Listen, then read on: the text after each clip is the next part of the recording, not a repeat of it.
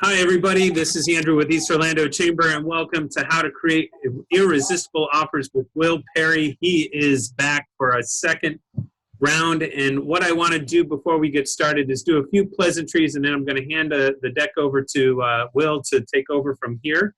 But with that today, we want to thank PowerNet, who is powering our webinar. They have IT services, phone services for you, and all of that. And then we also want to make sure that we're recognizing our trustees, which my PowerPoint keeps going, but Advent Health, Avalon Park Group, Avalon Insurance Services, Duke Energy, Fairwinds Credit Union, Great Florida Insurance of Hunters Creek, Orlando Health, Suburban Land Reserve, and the Orlando Law Group. So thank you to our trustees.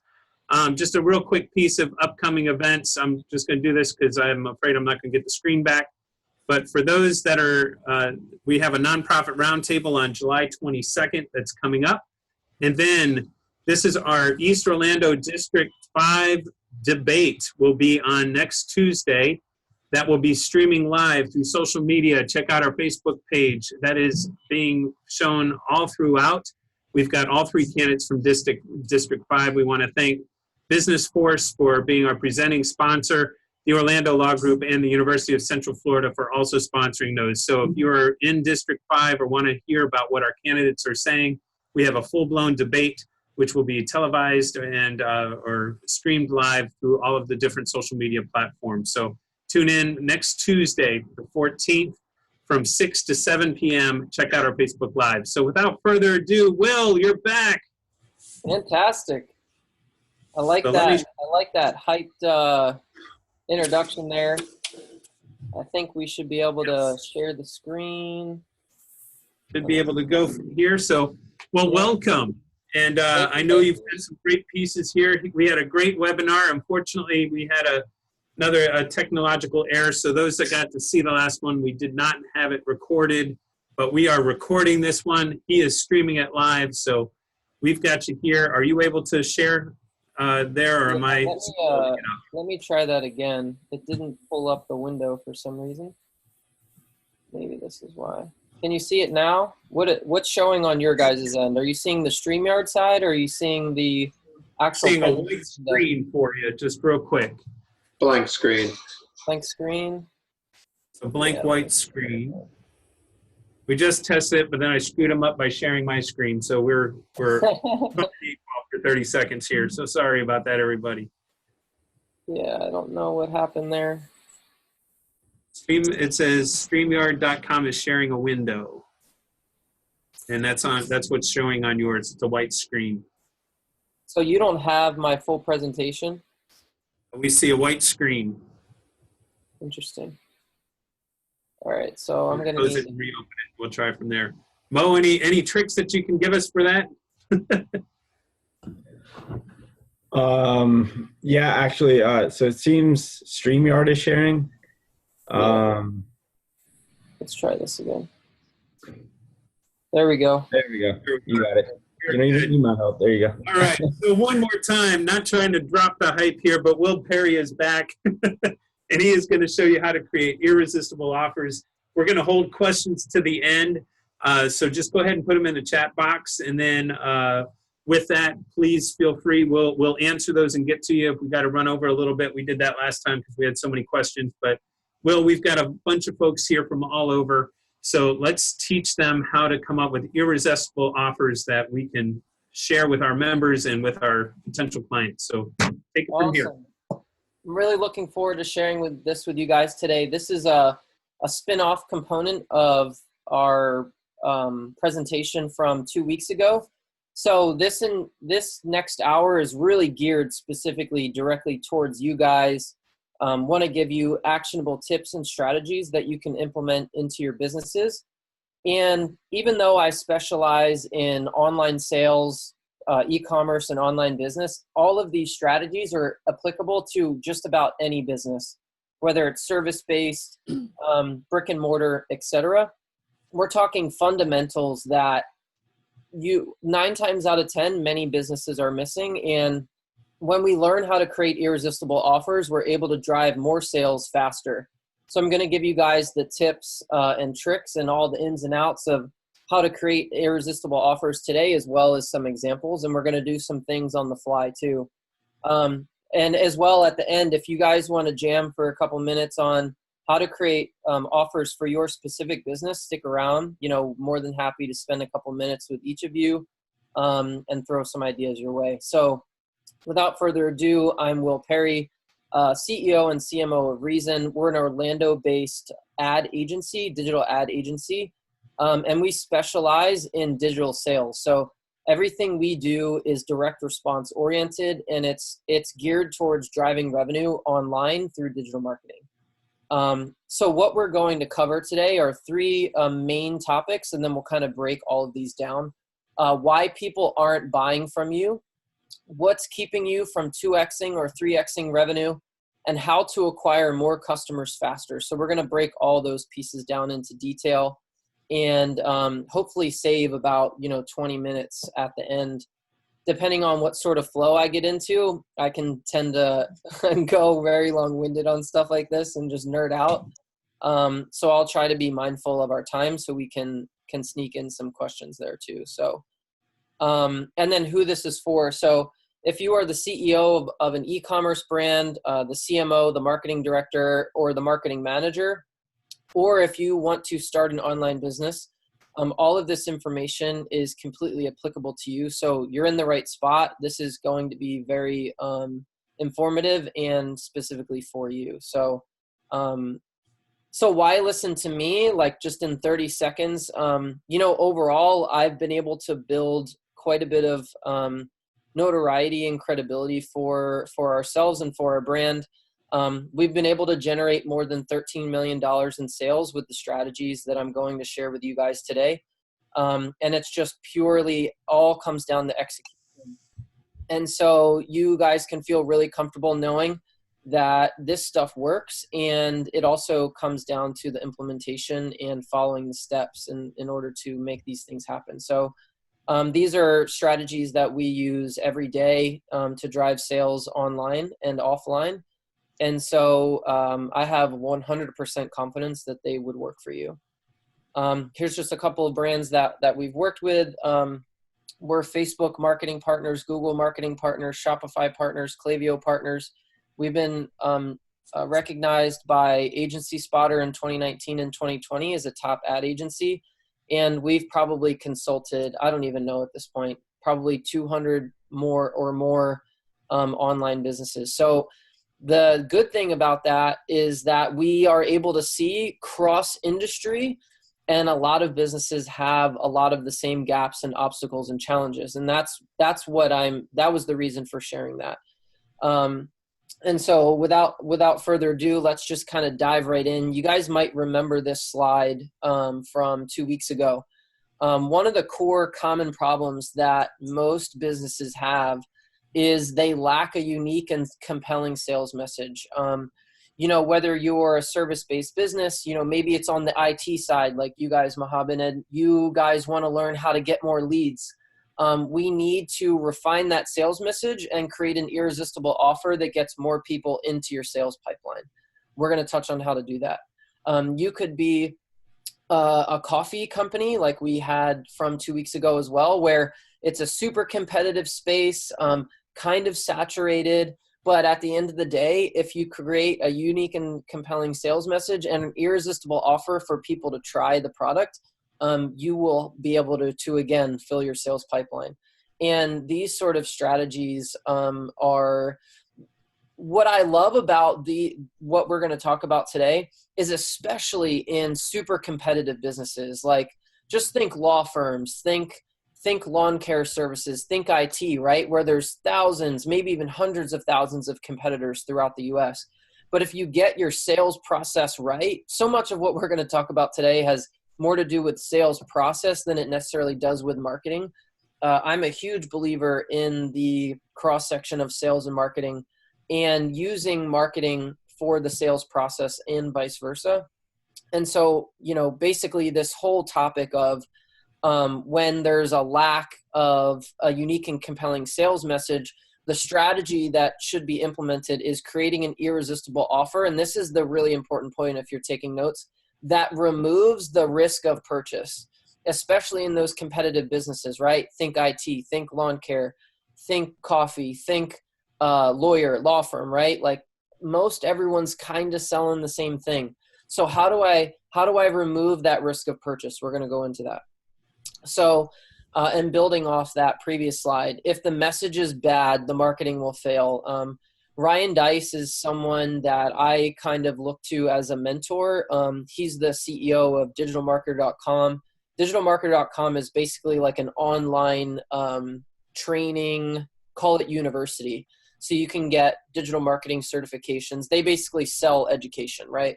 So the strategies that we'll even touch on today, Ryan Deiss used to build Digital Marketer into a $100+ million company. These are tried and true methods that work in just about any industry. So I want you to really think about this as we're kind of going through, because the common theme of if the message is bad, the marketing will fail.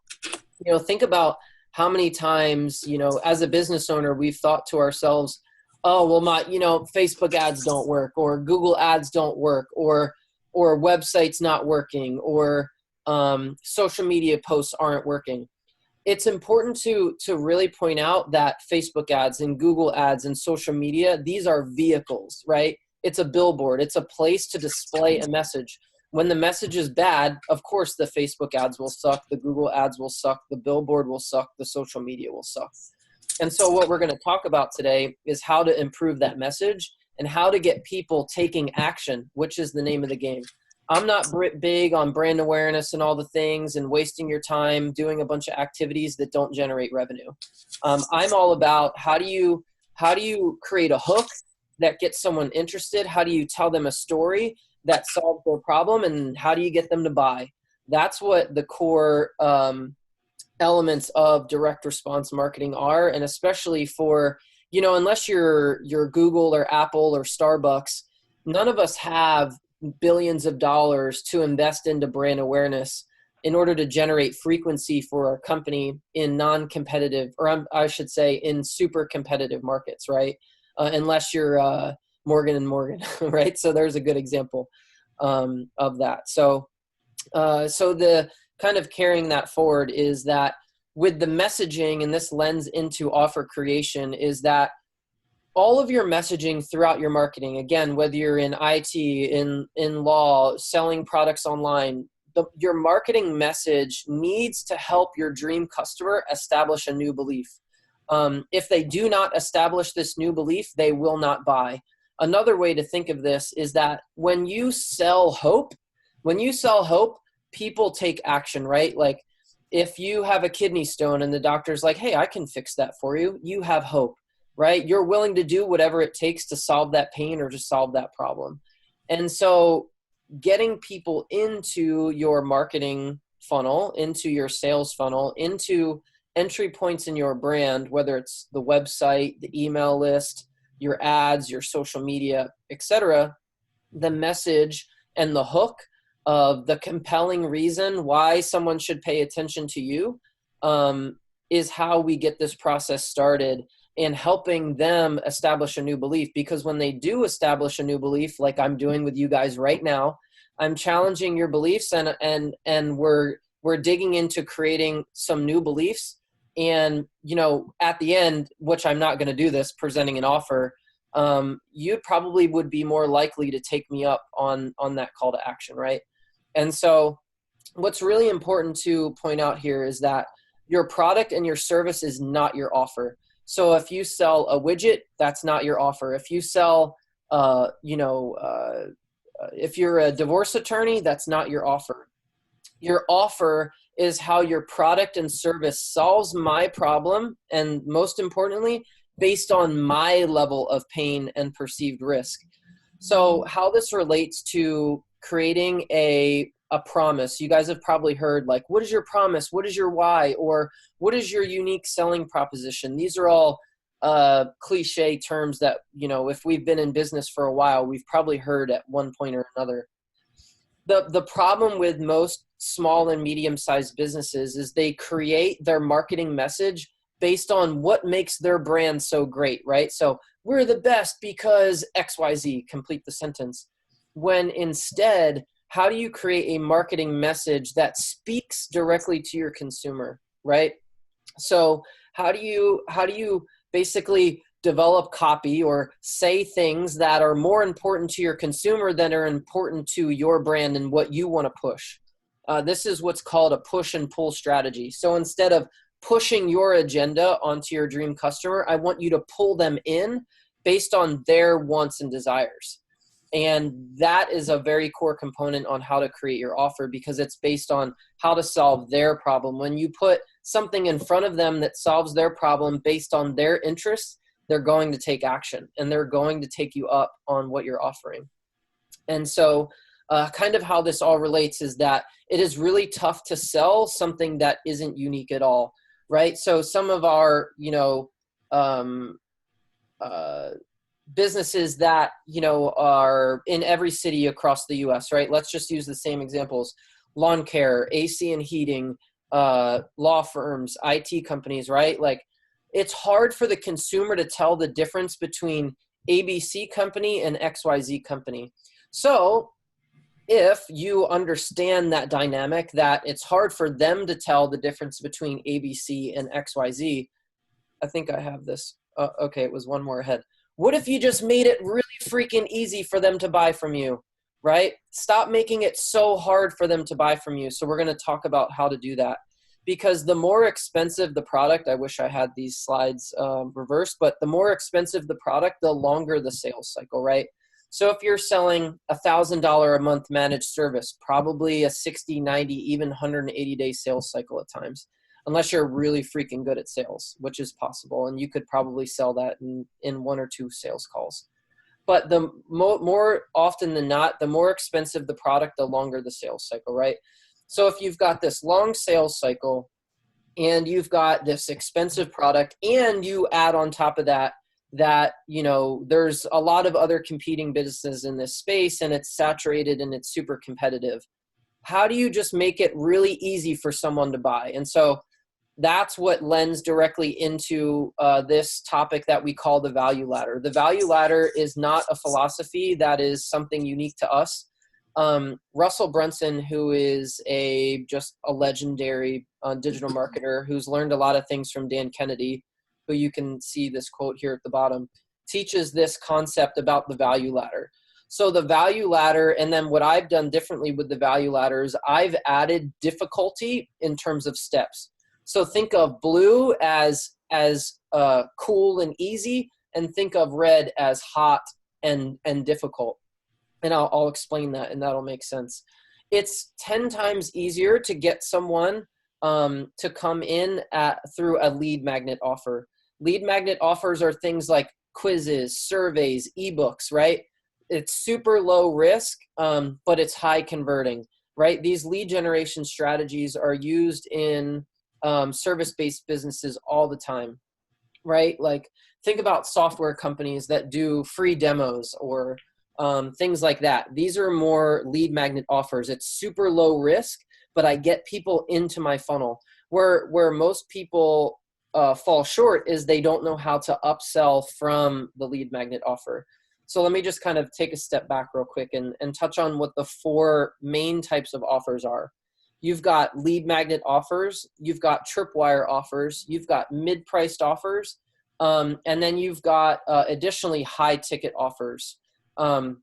So lead magnet offers are going to be, again, those quizzes and those surveys, those ebooks, ways to get people onto your email list, ways to capture an email address, maybe their phone number, and then you can work your sales process, whether it's setting up a discovery call or whether it's getting them into your CRM, whether it's Infusionsoft, Salesforce, HubSpot, whatever it is. If it's on the e-commerce side, whether it's Klaviyo, MailChimp, and then you nurture them. You indoctrinate them by giving them information that solves their problem, and then you turn them into a lead.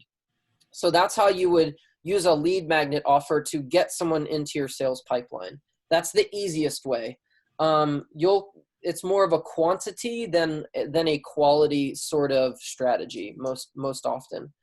Then you've got tripwire offers. Tripwire offers are typically going to be in that $1 to $29 price point. The goal here is basically getting someone psychologically to bring intent into your marketing process, right? It's, again, a low risk sort of action from the customer. So think like, for example, going to McDonald's, where it's like they do 2 for $5, right? Tripwire offer. Their whole goal with McDonald's or any other sort of fast food chain is getting you to buy frequently. So they want to give you low risk offers where, you know, you'll continue coming back. And so continuity there is the name of the game. And so if this was, let's try to think of something on the fly. Let me actually not get ahead because I have examples in the few slides ahead. So Tripwire offers are typically going to be $1 to $29. It's easy for someone to take you up on a Tripwire offer. And this is an amazing customer acquisition strategy where you can acquire a lot of customers very quickly. Now, a mid-priced offer is more of like, I wouldn't call it a little bit more of a premium type of product, right? Like most of us will kind of think about that purchase decision, you know, before we go spend $50 to $150. Like most of the time, it's not going to be something where we just, you know, on the spot, you know, we'll buy it. More often than not, you know, you're going to think about that purchase just a little bit more than you would spending $5, $10, $15, $20 on something. And so the reason for pointing that out is there is some risk to the consumer of making this purchase. Like, for example, I just bought a new pair of Costa sunglasses like last week. Costa sunglasses are kind of more of a premium brand. I think they were $160. You know, I had been looking at them for a little bit of time now, and I was like, you know what, I'm going to go ahead and get them, right? So my sales cycle was a little bit longer, a little bit more of a high-priced offer, but I was lower converting. It took me longer. I had to get warmed up, and that's where we kind of call these traffic temperatures. So blue being cold, orange being warm, red being warm or hotter, and then red being super hot. And your most expensive product, the best person to sell that to is someone who's already buying from you. So if you have, you know, if you do a $10,000 phone install, I think we had a phone tech company that was joined here today. The best person to sell that $10,000 or $20,000 install to is somebody who's, you know, is buying a $20 a month service for you. Just for example, it would change everybody's business if they created easier entry points into the brand, if they truly had an upselling strategy. All of this is designed off of an upselling and cross-selling strategy so that you can continue to increase revenue and get more frequency out of the customers that you're already getting. So this portion was super important because these types of offers are really going to lend into where do you want to bring customers into your company. Now, you can absolutely just straight up sell a high ticket offer, sell that, you know, $997 program, sell that $10,000 package or whatever it is, but the conversion ratio of that sale is going to be significantly lower. And if you're in a competitive environment, people are going to be shopping based on price, right? So if I can get this phone install from ABC company for $7,000 versus getting it for $5,000 from XYZ company, and I'm not really seeing the differences, which one am I going to choose? Most often, the consumer is going to choose the cheaper option. And so in those competing spaces, if we can find different ways to bring people into our sales pipeline, we can then upsell them into higher priced offers. So that was the reason for being a little bit long-winded there on the types of offers, because it's both marketing and sales process at the same time. So quick check-in, Andrew and Dorothy, how am I doing here? I know that I'm kind of really pumping a lot at the moment, but is everything kind of seeming good so far before we kind of get more into some detail about offers? I think we're good so far. Okay, Just awesome. double checking questions. I think keep going and we'll hit them at the end. Awesome. Yeah, for sure. More than happy to clarify any bit of this so that you guys truly have actionable steps that you can implement. So to kind of expand on the offers, I've created what I call the offer creation matrix. It's basically a spreadsheet that gives you a guide. So feel free to screenshot this or take notes or what have you, so that you can have a guide on making decisions easier. I'm so for making things efficient and easier so that there's less guesswork in the process. So a lead magnet is typically going to be free. It's going to be high converting. More than likely, you'll be able to convert upwards of 30% of traffic. Think about this webinar is kind of a lead magnet in a lot of ways. You guys have seen software companies do webinars, and then at the end they pitch for a service or what have you. But let's say the email list has 1,000 people on it. There's a high probability of those people on the email list are going to take up that offer. It's higher converting, it's low risk, and more often than not, this is a list building strategy. Again, think those ebooks and things of that nature. Then you need to really nurture that prospect. Number two are those tripwire offers. Again, typically in the $1 to $9 price range, but even as up to $27. So there's a little bit of wiggle room there. It's not an exact formula, but these tripwires are going to be higher converting. They're going to be low risk to the consumer. And something that I think will really help you guys is if the competition is high and the product is not transformational. And by that, I mean super different. If it's not the iPhone in 2005 or whenever that came out, it's going to be hard to acquire customers here. So why not use a tripwire offer that makes it easier to acquire those customers? So that's how you can implement tripwires into your sales and marketing process. Mid-priced offers are going to be a little bit more risky. They're going to be lower converting. And if on the converse side of this, if competition is low and the product is first to market, this is when you would want to test at a normal retail price point. If the product is innovative and there's very little competition, you can roll the product out right away without having to be overly creative on how to acquire customers, because first and new sells all the time. First and new sells. So then progressing into high-priced offers, high-priced offers are going to be lower converting and high risk.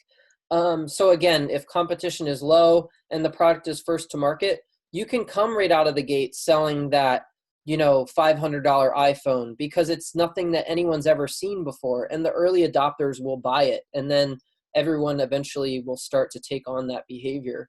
But if you have a $200 product and competition is high, you're going to need to resort to going back to the beginning of the value ladder, looking at lead magnets and looking at tripwire offers to get people into your sales funnel. And I think that's probably the best way to really summarize how to use this to your advantage, is that if competition is high, go to the beginning of the value ladder and work the sales process. This is a long-term mindset with regard to building business and acquiring customers and turning prospects into paying customers.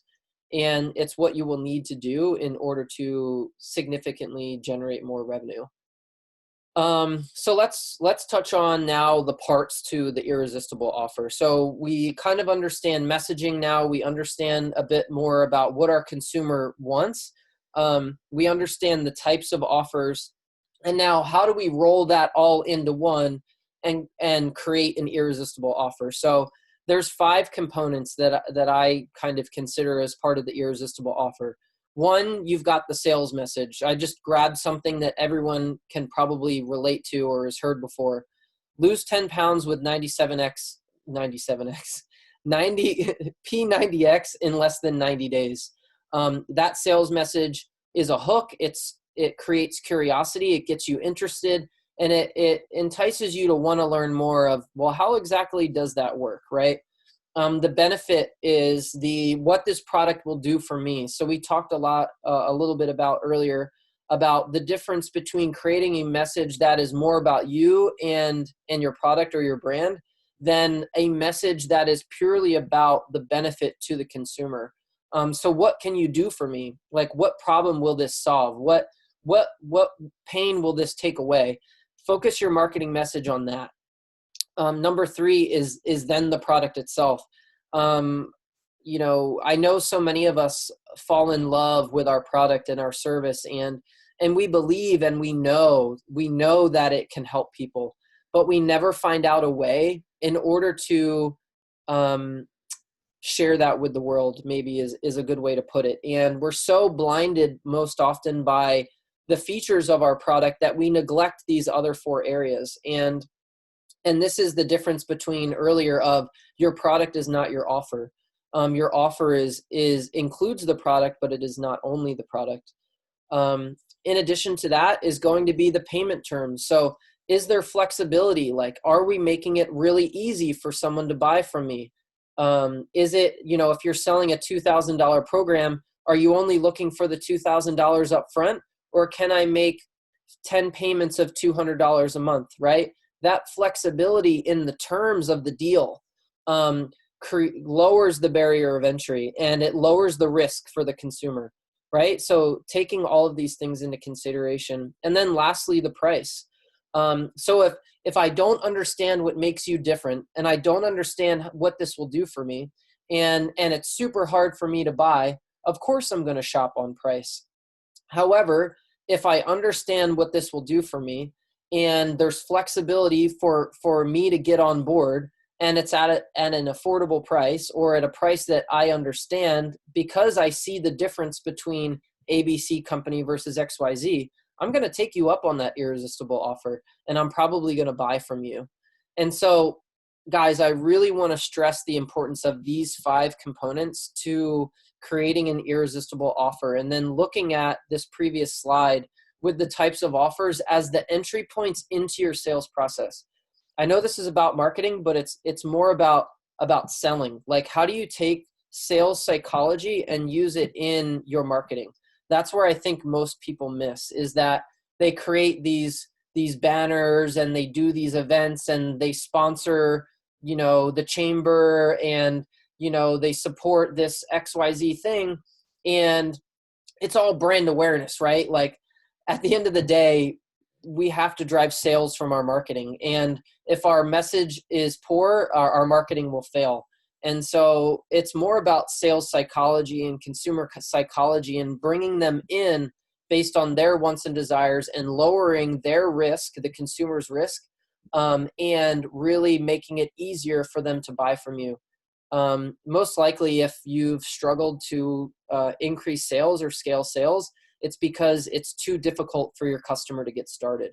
So the easiest thing I could ever tell anyone is just make it easier. Like, how do you make it easier for them to get started with your company? So let's create some examples. So I literally created these examples like 45 minutes before the presentation. And the reason that I share that is that this does not have to be difficult. It can be easy when you start to get into the practice of creating offers. It can actually be fun. So I created this one because I knew that we had two coffee companies from last week. I think we can all agree that selling coffee is a highly competitive space. It's kind of saturated. There's a lot of companies out there doing it online and offline.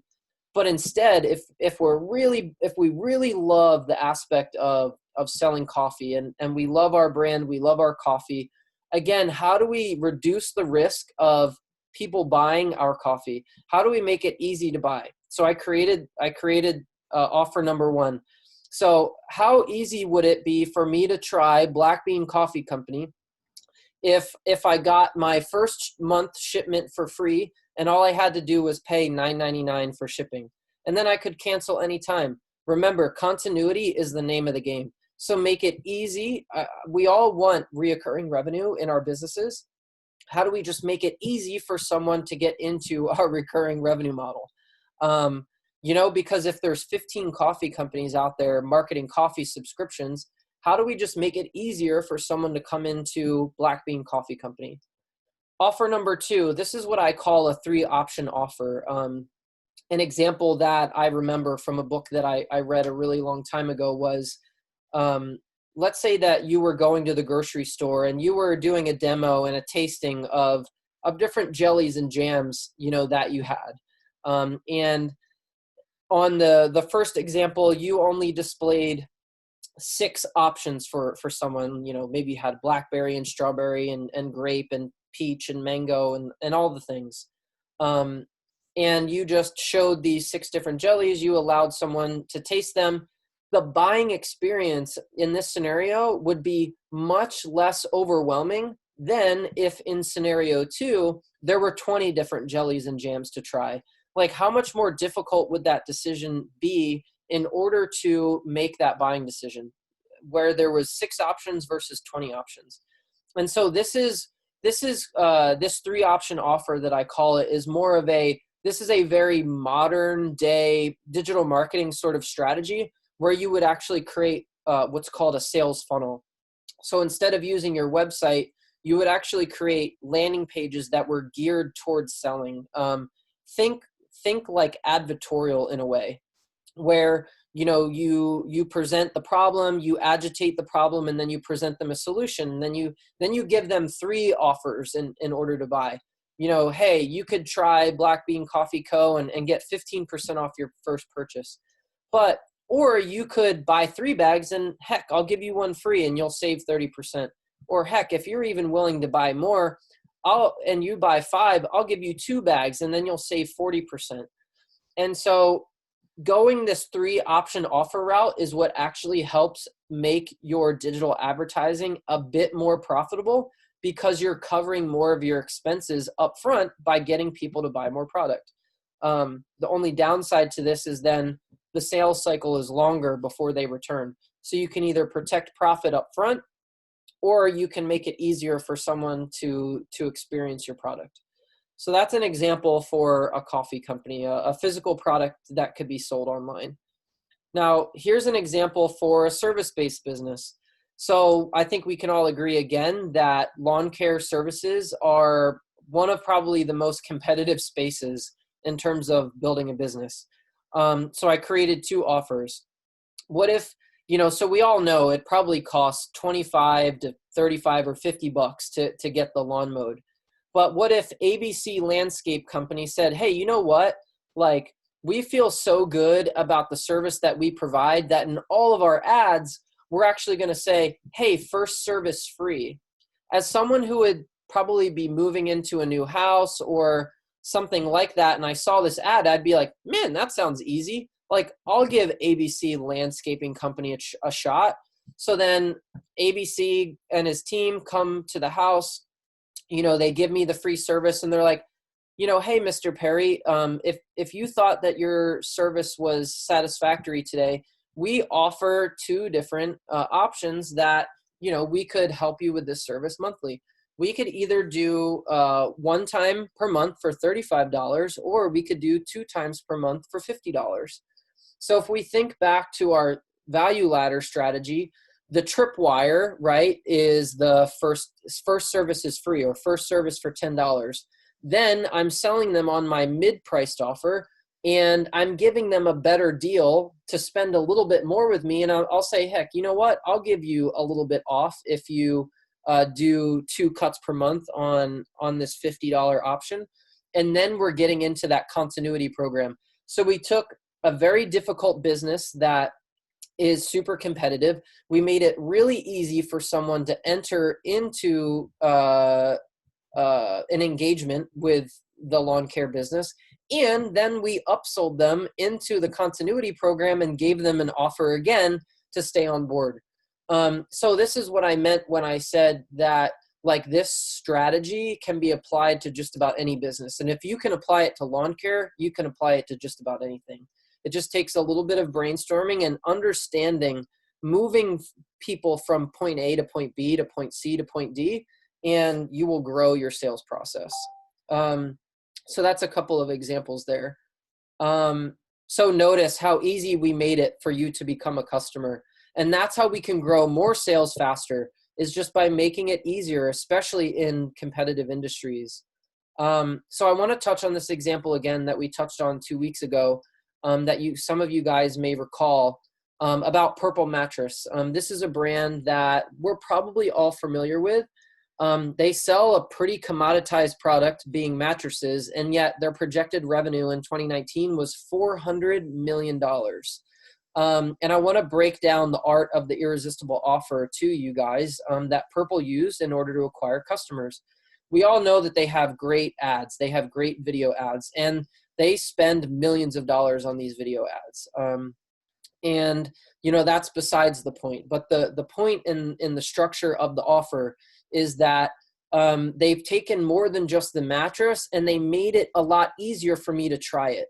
They took a unique sales message where they said, you're going to spend 3,500 hours in bed this year. Why not make them extra dreamy with Purple Mattress? Okay, cool. I'm kind of interested.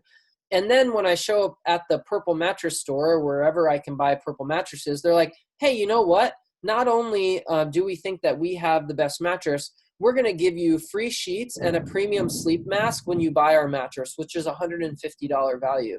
$8 value. We're going to give you a 30-day free trial. So if you don't like it, we'll give you 100% of your money back. And we're also going to give you free shipping and a 1-year warranty. So how much more likely would you guys be to take Purple up on their offer, knowing that you probably can't really tell too much difference between the Serta and the, what's the one I have? Sleep Number and the Purple mattress? They know that you need to try it. So if they make it easier to get that mattress into your home, they know that the probability of you returning that mattress is pretty unlikely. And at that point, it really becomes like a matter of financial analysis and arbitrage of how many people basically return the mattress and how many people actually keep it.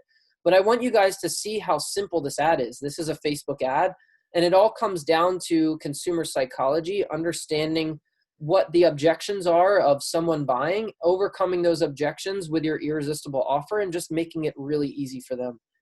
So this is a very practical example of breaking down even a company that is a very large company and how they're using this in their marketing. So, and the reason that I point this out is that Dan Kennedy is like seriously a legend, direct response copywriter and digital marketer that many of today's modern day marketers have learned from. We talked about Russell Brunson. We talked about Ryan Deiss. All of these guys studied and learned from Dan Kennedy. A great book for you guys would be The No BS Rules of Direct Response Marketing. It's a super easy read. It's all about how to write copy that sells. So if you understand how to write copy that sells, you will 100% drive more sales. And so Dan says, and has said for years, he who spends the most to acquire a customer wins.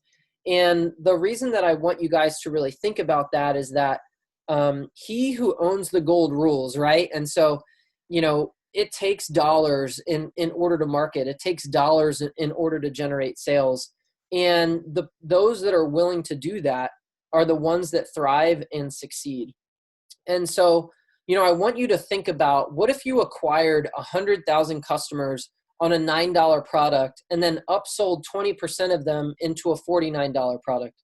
Like, how much would that change any one of your businesses, right? Just by implementing a tripwire strategy into the business and then having a sales process that allowed for them to make purchase number 2. It would probably change the financial landscape of every company that's on this call. And maybe some of you are already doing this and you're already aware of it.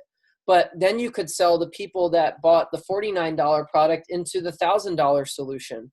And now you're increasing revenue even more exponentially just by going back to the root of risk to the customer, making it a little bit easier for them to try and to buy, and then having a plan to move them through their customer journey.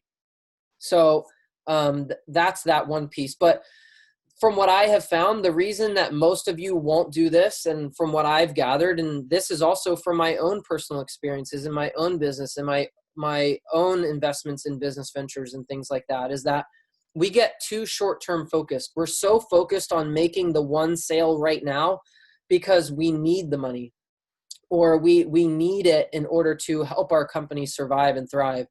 Many of us are afraid to spend or to invest. Many of us even have personal mindset obstacles and challenges towards money. Maybe we don't feel like we deserve it, or maybe we don't feel like we're capable of it. And a lot of us don't feel like we have the money in order to invest into the marketing that ultimately will allow us to build a 7 or 8 figure business. But how I would challenge you guys today is that, not everyone has the money. So how do we find ways to go get the money? There's always ways to go get the money, whether it's a small business loan. In the digital advertising world, there's companies that provide lending for ad dollars and things like that in order to fuel growth. There's ways of getting investors, there's ways of getting capital. And so if you have desires of building a 7, 8 figure business, or even $100 million business, it all comes back to building the sales pipeline and making it easy to acquire customers faster so that you can move them into purchase number 2 and purchase number 3 and purchase number 4. But remember, the more competitive the industry is, the more saturated it is, the more capital you're going to need in order to grow that business, to market, to acquire customers. And that means that the growth is going to be significantly slower. However, if we speed that process up by making it easier to acquire customers, we'll drive more sales faster. And that's pretty much what I had for you guys today, because the name of the game is continuity. And we should be focusing on upselling and cross-selling and getting our customers to buy from us again and again, because that's how we're really going to build profitability from our marketing and into our businesses, by implementing this model and implementing these strategies into our business. So that's pretty much it, guys. And I just want to remind you of the value ladder and the different types of offers. And like I said, I'm more than willing to jam with a couple of you for a couple of minutes each and chat some offers and give you some ideas that you can use, or even help you problem solve some of the things that you're working on right now. So that's all I got.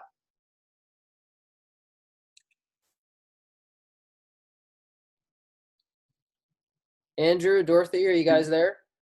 Any questions? I was typing in the chat box and didn't come back up here. Yeah, I'm more than happy to answer anybody's questions. I like the fact that you kind of talked about the tiers and having different kind of levels. That made really good sense on different pieces there, and how the value add changes and how the lead magnet goes from there. Yep. So, how do you figure out, or how do you back source?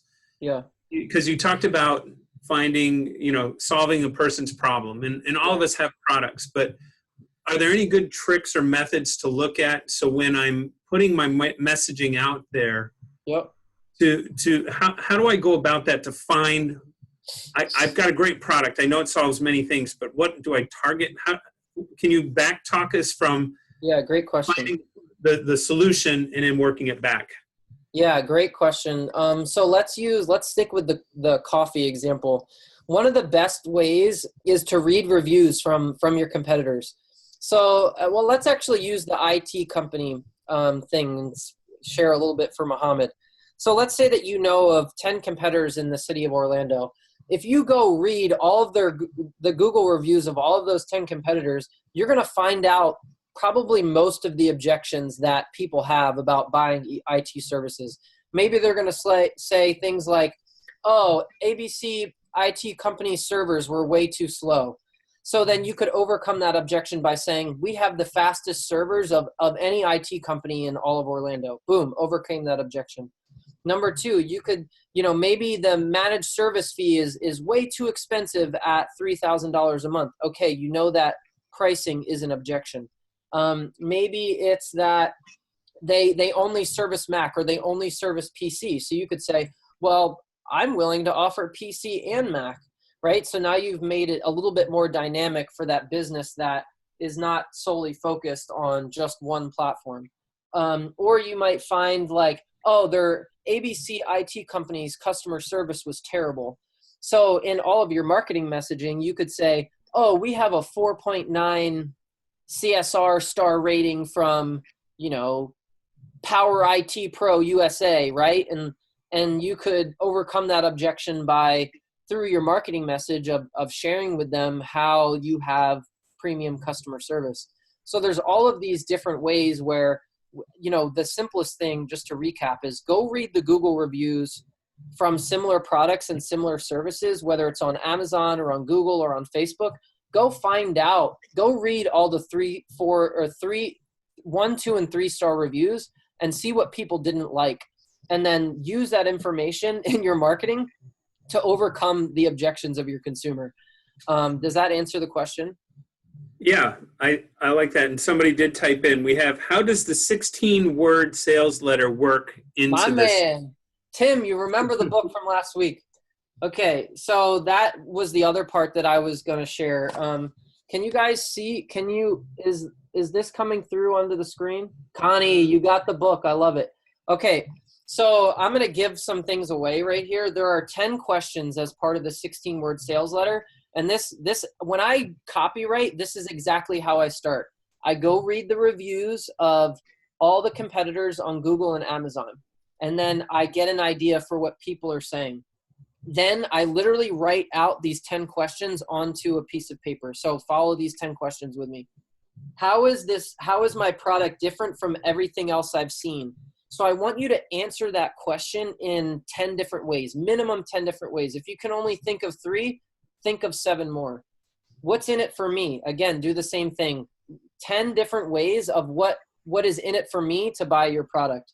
And then I'll just go through the other 7 questions or 8 questions. How do I know that this is real? What's holding me back from taking action? Who or what is to blame? Why should I take action now? Why should I trust you? How does it work? How can I get started? What do I have to lose? So Tim, I'm going to put this in like a super simple context.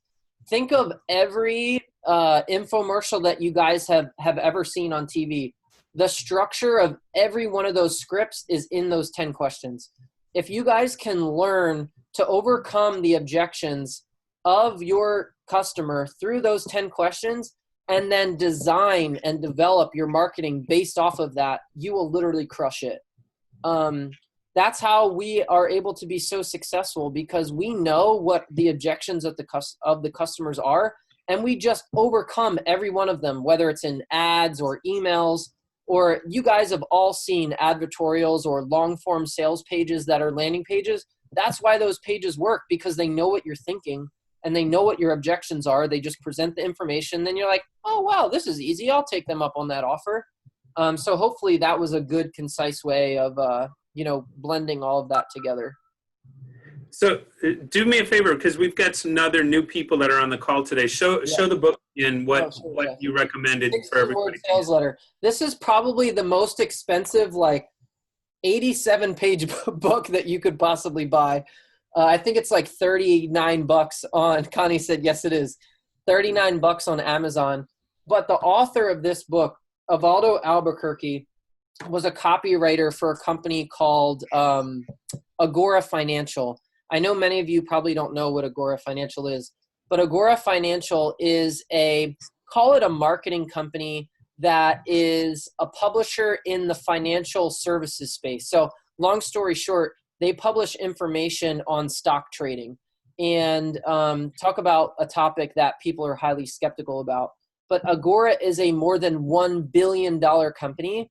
And Alvaro was actually a copywriter for Agora Financial. And I think he's done something, I don't know if the exact number is more than $20 million or $100 million with his sales letters.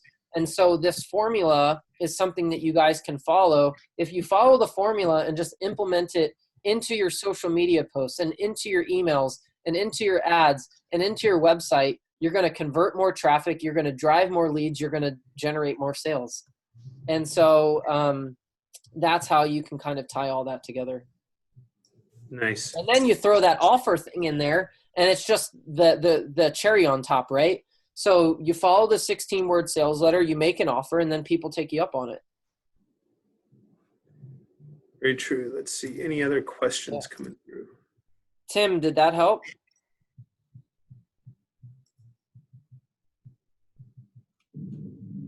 Nice, Margie. You should definitely get it. $35. Best $35 you'll ever spend in your life. Yeah, Tim, those questions are on like page 87, I think. 16 questions in the 16 book. So, yep, Margie, I just went to Amazon too. So that's a great piece, and you've got some great other things. Is there anything else relatable that anybody wants to share or has questions for Will? We've hit the 12 o'clock mark, and if you're heading out anywhere, it is storming here in East Orlando. So yeah, it is here in downtown as well. Yeah. So let's Awesome, see anything. awesome. So this is great. Well, here, let me give you guys an example real quick, right? Because, and I don't have an offer to give to you guys, but let's say that I did.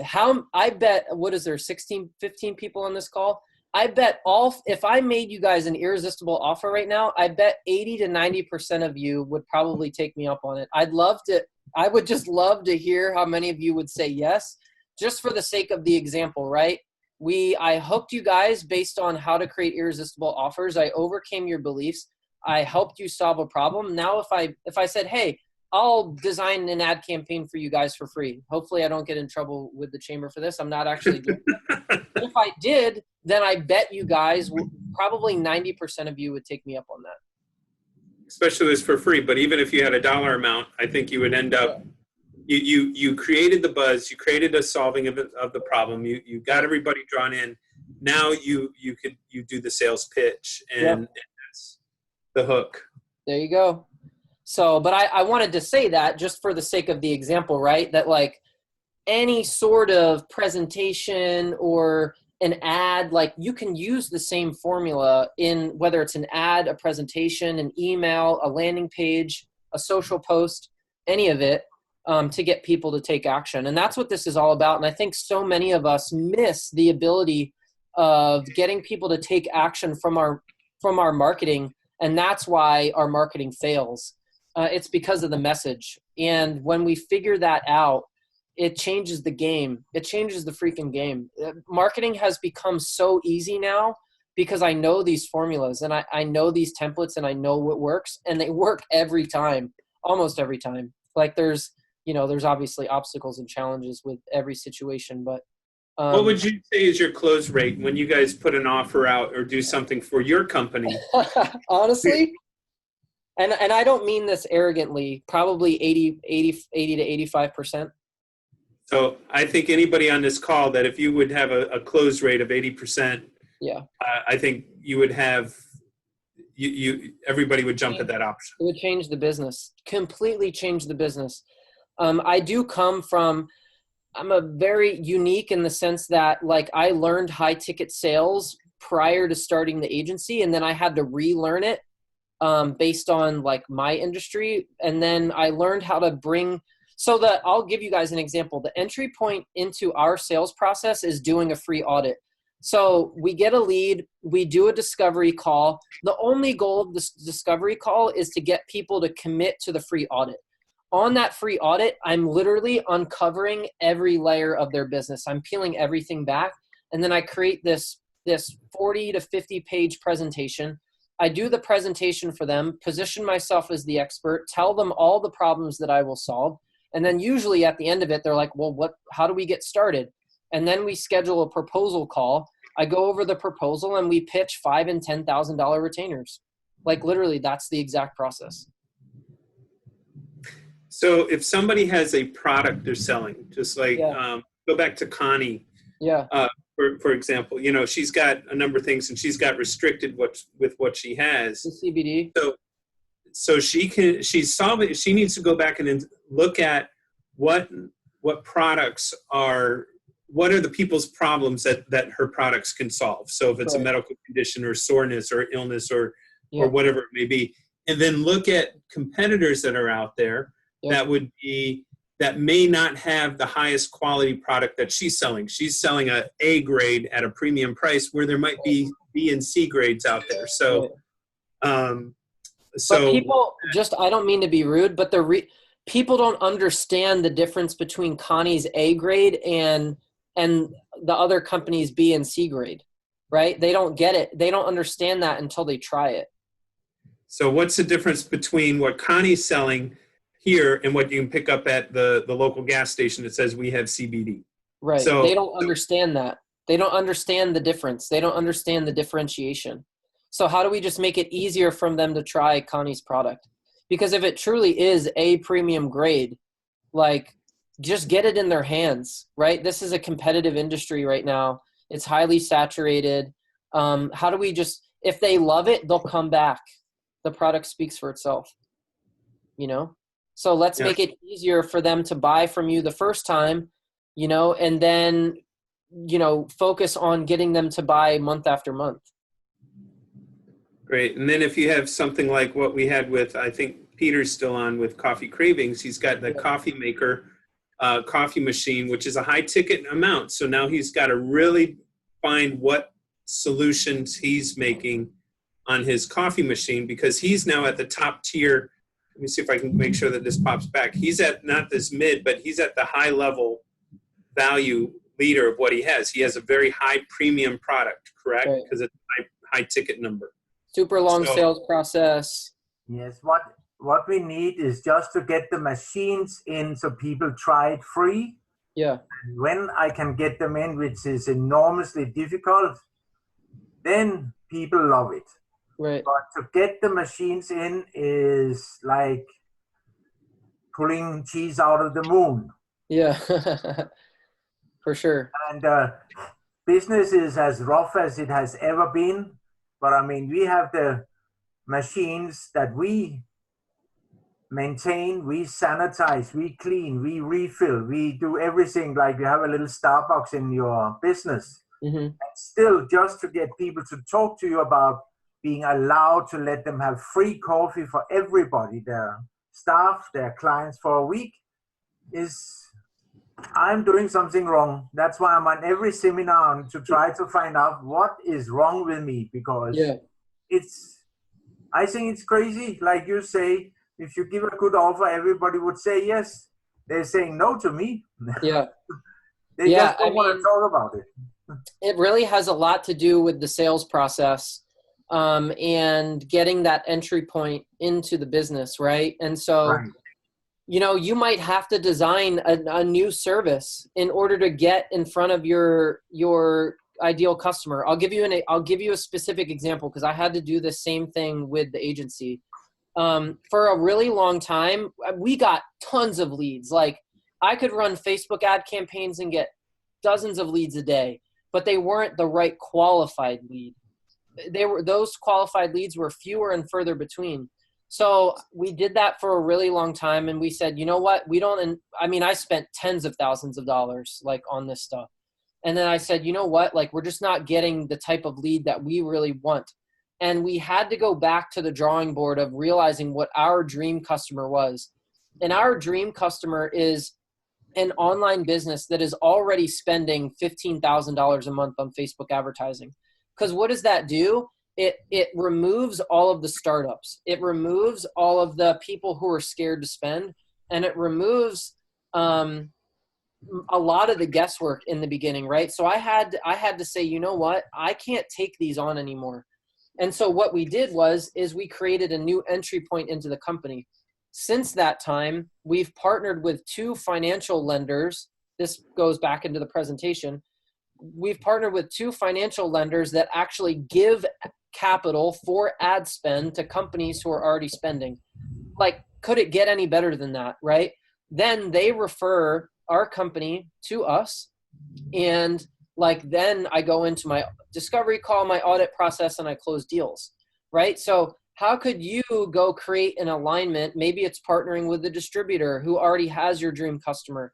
Maybe it's I don't know your business enough, but maybe it's creating a coffee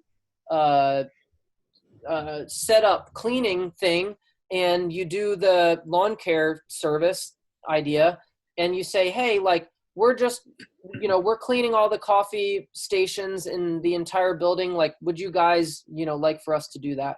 Then you do your thing. You don't pitch them or anything. Then as you're getting ready to walk out, hey, by the way, like, we do this monthly. Like, would you guys be interested? So I know that's like super loose example, but it all comes down to the sales process and understanding the fact that you're getting a lot of objections up front. So you've got to creatively think of a way to make it easier to get in front of the person that you're trying to sell to. And when you figure that out, you will start closing more deals. I hope so. Right now, I'm running a 2-week localized TV commercial. Yeah. In addition to about 2,000 emails. Yeah. And over the 2 weeks, we are on day 10. I have not gotten one email or one call. And we have 641 showings of our TV commercial. We have a professionally made video. Remember, if the message is bad, the marketing will fail. Well, that's true. But I think the message is good. Everything is free. Just drink the coffee and be happy. Don't take this the wrong way, Peter, right? But nobody wants it. Like, why don't they want it? Yeah. That's what I'm trying to find out. Yeah. Because the people who has it love it. Yeah. So probably some more things to dig into there. But overall, you'd really want to take this presentation and apply it to your presentation. Something is not resonating there. You're not reaching your target customer. Just running a generic TV ad is not getting to your target customer. No. I want you to do an exercise where you literally list out 100 companies that are your dream customer, and then figure out a way to market to them. Yeah, that's what I'm doing. Yeah. And maybe it's cold calling. Maybe you guys need to cold email every one of them personally. And then you have a sales assistant reach out to every one of these people and just direct email. And then they follow up with them a second time, and then a third time, and then a fourth time. That sometimes is the process that is needed in order to break through into the sales pipeline. Yeah, what has worked is, sorry. There's no more difficult sale than the sale that I used to make prior to this business. I was in the junior golf academy business where it was basically a boarding school for junior golfers. Like, kids would come from all over the world, from China, Japan, Canada, South America, etc. And my job was to sell parents over the phone on sending me their kids, right? So you've got to build a tremendous amount of trust. It's a multi-step sales process. Sometimes it took me 6 to 12 months to close those deals, right? And I also did all the marketing to get them to the point of the phone call. So it was like, there's some patience that goes into that. There's sales process that goes into that. There's repetitiveness and not giving up on following up with these people and getting them to take you up on that offer. Because if it is super easy for them to try it, they're not understanding why it is that they need to try it, which means that the message is bad. Okay. So I get it. that'll help. It's true. The only thing that has worked is go business to business personally. Yep. That does work. Yep. I mean, it's a lot and you have to visit a lot, but that works. And right now, you can't do it with the virus. Mm-mm.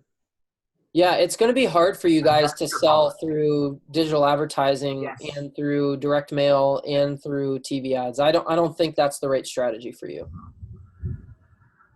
Well, that answer is it, because that's what I know. But I just thought there must be a way, but it doesn't look like I can do anything but cold calling. Yeah. Thank you.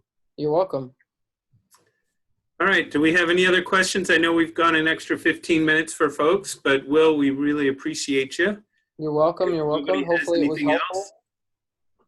Yep, and I think we're trying to work out one more knockout on a series. I'm not sure if we have something for you, but if so, we will make sure we post that.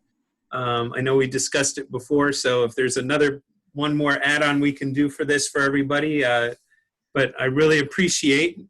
We do have got a couple more messages here popping in, but everybody's saying thank you. You're welcome, everybody. Hopefully it was helpful.